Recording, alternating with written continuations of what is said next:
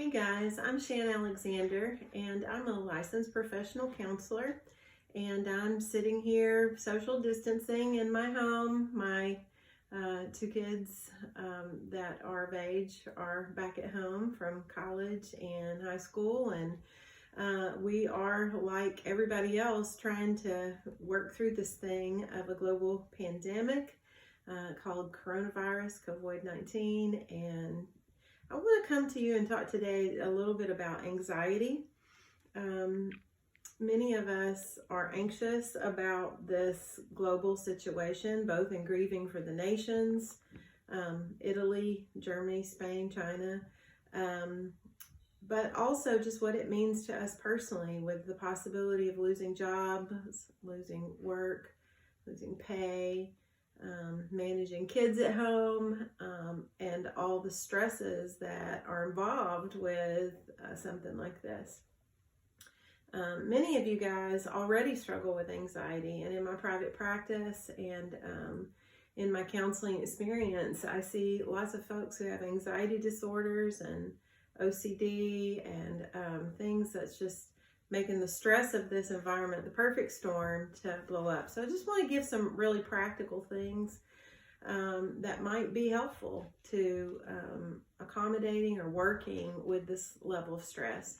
Before I do that, I wanted to say that the government, the Federal Health Department, yesterday issued this wonderful thing that's allowing HIPAA bans to go into place so that counselors and doctors and other health professionals can offer teletherapy through virtual resources. And so what that means is that we can do things like this, both private counseling sessions via FaceTime and other apps, but also that we need to be doing more just private kinds of help and aid, such as this. So I hope it's a help to you.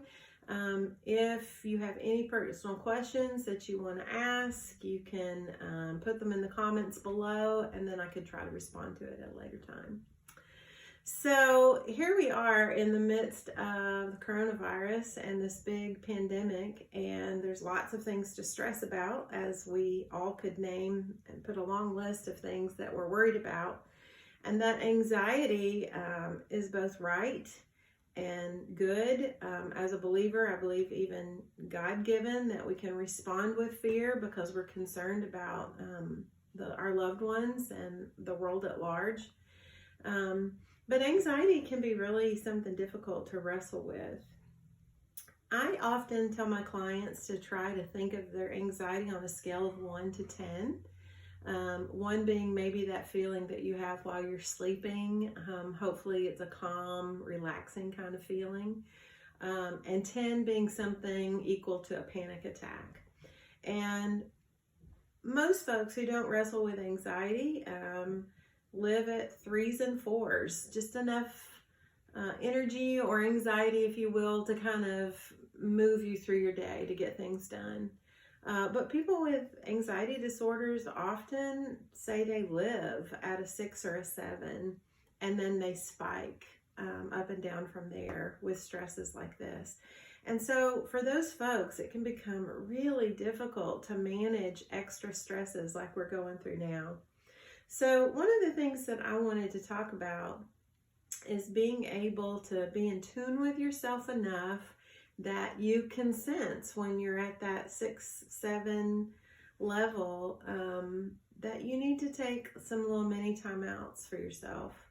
And what that might look like is having this regular rhythm throughout the day where you stop and you just breathe. Because anxiety, first and foremost, is a response in the body, right? The cortisol levels goes up, the heart rate can start to pound, the breathing gets fast. And God has created our bodies with this wonderful little thing called the parasympathetic nervous system. And so right down your spine, we have this nerve called the parasympathetic nerve that when you breathe, really full and really deeply, it presses against that nerve and it commands the body to calm down. If you'll notice in a high time of stress, you'll naturally sigh more often. This is a God-given response to help us with anxiety. So if you can just even remember to breathe multiple times throughout your day, you might be surprised. The problem is we forget to breathe. So what I usually encourage people is to literally get a Sharpie and to write on their hand, breathe. So that every time you see this visual prompt, you can remember to take a big diaphragm filling, deep breath that commands the body to calm down. The second thing I want to recommend is finding some kind of mantra or narrative or phrase or little token that you can remember to breathe with. Something that really resonates deep with you. Now, as a Christian, I've heard countless sermons and read the scripture, and those promises are true, and those promises are things that I sink my teeth into really deeply. But we all know that most of us experience this kind of head-heart disconnect where we can kind of know something cerebrally to be true, but we don't know it to be true. You know what I mean? Like in our body, in our experience, in our most emotional state. And so what we're trying to do is kind of make that head-heart connection. And these mantras are one way to do that. Have you ever listened to a song all day long and then you go to bed and the first thing you think of when you wake up in the morning is that song playing in your head? Well, this is kind of the idea of brain mapping. Like we have this ability to kind of form and shape our mental thoughts through repetition and toward experiential things. So you need to know kind of what does that for you. For me, I got up this morning singing James Ward's song, I Belong to You. And the song says, I belong to you. I am not my own. I belong to you. I am not my own. I belong to you. As I meditate on that and as I sing, there's something in me that accesses truth. One of the beautiful things that the Enneagram has done for us is it gives us a different picture of how different people access truth. I'm a 2, so I access my truth through emotion. I can't disregard my emotion to get to truth. I have to go through it to get to truth. And music helps me do that. Emoting and journaling helps me do that.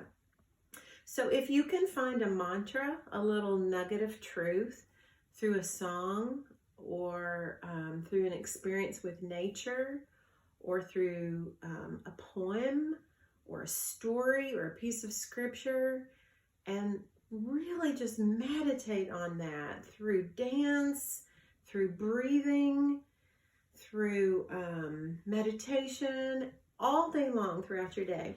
Now here again, we're trying to get these kids through school online. Some of us have husbands in the house. Some of us are single moms and we're still having to go to work. Some of us have lost our jobs and it's hard to get out of bed. Whatever your situation is, try to find ways all day long that you can breathe and you can remember your mantra, your little phrase that you just meditate on.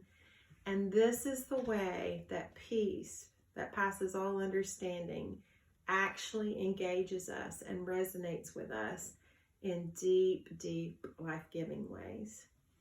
Hey, if you have any questions, any concerns, things that you want to talk about, put your questions online and I'll come back and we'll do another one of these soon. Thanks, guys. Have a blessed day.